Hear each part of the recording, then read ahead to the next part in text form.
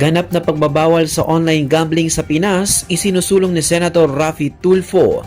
Sa gitna ng patuloy na pagtaas ng kaso ng pagkakakulong sa online gambling ng marami, isinusulong ni Senador Raffy Tulfo ang pagpapatupad ng total ban sa lahat ng uri ng online gambling sa buong Pilipinas.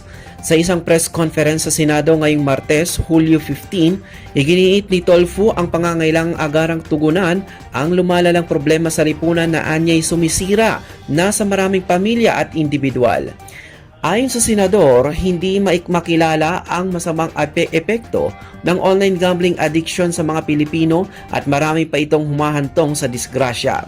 Bilang patunay ng panganib, binanggit ni Tulfo ang viral na video sa social media kung saan makikitang nahuli sa akto ang isang driver ng bus na naglalaro ng online gambling application na Scatter habang nagmamaneho.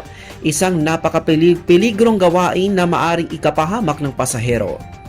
Tinukoy rin ni Tulfo ang pagiging madali na ma-access ng mga online gambling platforms dahilan kahit maging ang mga kabataang Pilipino ay naaakit at nalululong na rin dito.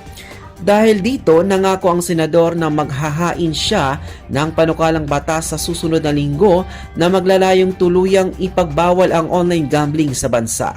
Habang hinihintay ang formal na pagsumite ng panukalang batas, nananawagan muna si Senator Tulfo sa Philippine Amusement and Gaming Corporation na ipatigil ang lahat ng uri ng advertisement para sa online gambling sa anumang plataforma upang hindi na lalo pang humakayat o humikayat sa publiko, lalo na sa mga kabataan.